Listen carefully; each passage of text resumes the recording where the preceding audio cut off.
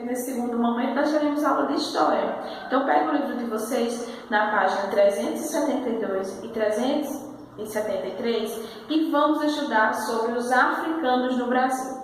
Bom, gente, nós já estamos estudando, já faz dias, sobre o período colonial, de como foi a descoberta dessas terras, de como os portugueses chegaram aqui, o que eles usavam para criar essas cidades, como era que elas eram construídas, tudo isso a gente já viu, Então agora nós vamos estudar sobre a chegada desses africanos ao Brasil, como eles foram trazidos, de que forma eles viviam, pois é. Nós sabemos que os africanos eles foram trazidos para o Brasil para ser escravizados.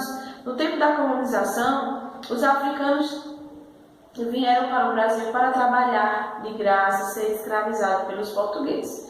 E no tempo da cana-de-açúcar, da colheita da cana-de-açúcar, eles foram trazidos para cá para trabalhar de forma injusta, onde eles não tinham direito a nada, certo? Então eu vou passar um vídeo para vocês agora, para vocês entenderem essa história de uma forma de desenho animado, onde vocês vão ver como que foi que isso aconteceu, certo? No vídeo está explicando bem direitinho. Assistam o vídeo, depois vocês voltam aqui para falar com a tia, tá certo?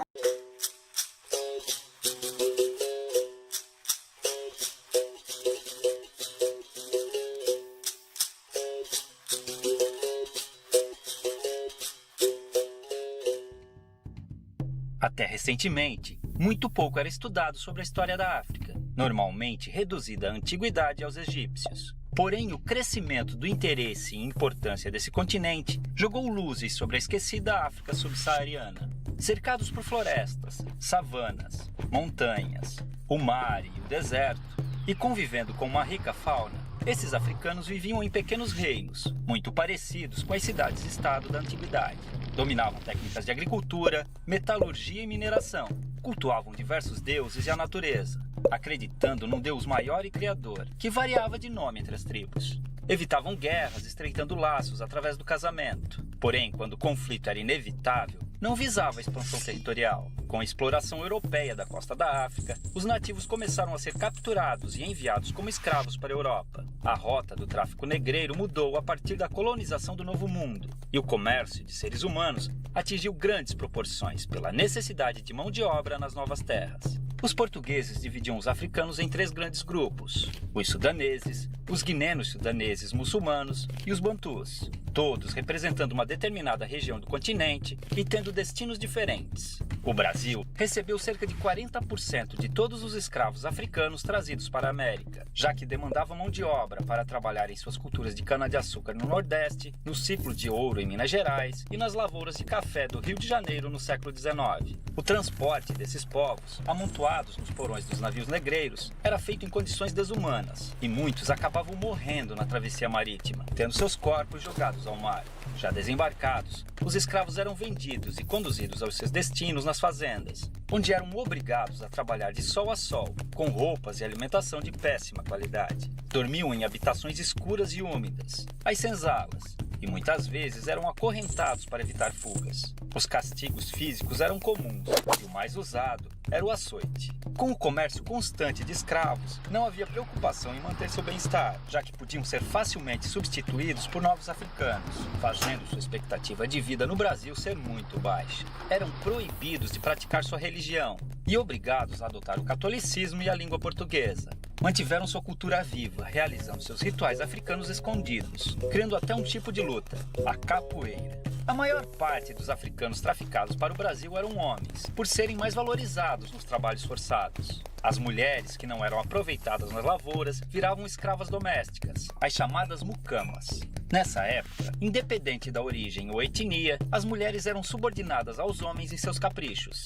A mulher negra e escrava vivia a situação ainda mais degradante, sendo colocada como mero objeto sexual do homem branco. A miscigenação entre africanos, europeus e indígenas foi ponto-chave na constituição da população brasileira. As revoltas eram muito comuns nas fazendas, fazendo com que grupos de escravos organizados fugissem e formassem nas florestas os famosos quilombos, onde viviam em liberdade em comunidades similares às que existiam na África. Alguns escravos também conseguiram comprar sua liberdade, adquirindo sua carta de alforria. Com o constante crescimento do sentimento abolicionista, o fim da escravidão era questão de tempo. Infelizmente, apesar de promover sua liberdade jurídica, a abolição não garantiu condições de vida dignas para os ex-escravos. A realidade que encontraram foi cruel, pois não possuíam moradia, condições econômicas ou assistência do Estado, fazendo muitos negros passarem por dificuldades após a liberdade.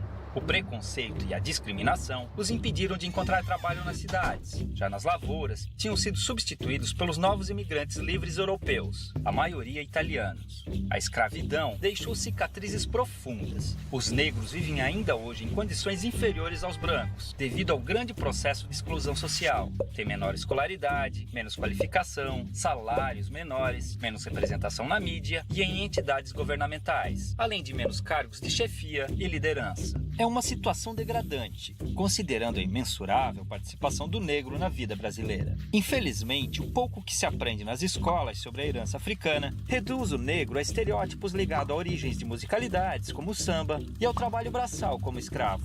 Esse pensamento induz muitas ideias erradas ou incompletas sobre as populações negras. Há muito mais sobre essa superfície. Os africanos foram, sobretudo, fonte de informação para os portugueses, que não tinham conhecimento sobre cultivo e exploração de produtos de regiões tropicais. Foi a tecnologia africana, com seu conhecimento agrícola aprimorado por milênios, além de suas técnicas de mineração, que tornou possíveis os principais ciclos econômicos do Brasil, como a cultura da cana-de-açúcar, a extração mineral e o cultivo do algodão e do café, gerando riqueza e transformando a geografia e a história do país, naquelas que conhecemos hoje. Estima-se que chegaram ao Brasil cerca de 5 milhões de africanos, entre os anos de 1500 e 1850, de um total de 6 milhões que deixaram forçados a África com destino ao país. É uma vergonha que ainda hoje seus descendentes passem por diversos tipos de privações e violências, em um país cuja colonização africana foi muito maior que a europeia. Felizmente, graças à luta do movimento negro, diversas injustiças históricas estão sendo corrigidas, vislumbrando um futuro de esperança, inclusão e igualdade para um povo que sangra,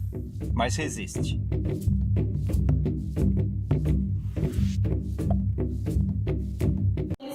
Vocês perceberam, vocês viram de uma forma de desenho animado como que era essa escravidão, como que era que os negros eram tratados, os africanos eram tratados no Brasil. Eles eram um produto, eles foram trazidos de formas ilegais, em navios com situações precárias, onde eles não tinham direito a nada. Então, a partir disso, vocês vão fazer o quê? Vocês vão pegar o livro de vocês na páginas 372 e 373, vão fazer essa leitura desse conteúdo e vão responder as questões na página 373, tá? Façam essa leitura desse assunto que está no livro de vocês disponível e respondam as questões, certo? Qualquer dúvida, vocês mandam mensagem para a tia, que a tia vai estar tirando qualquer dúvida que vocês venham a ter, tá certo? Beijo, meus amores, e até a próxima aula.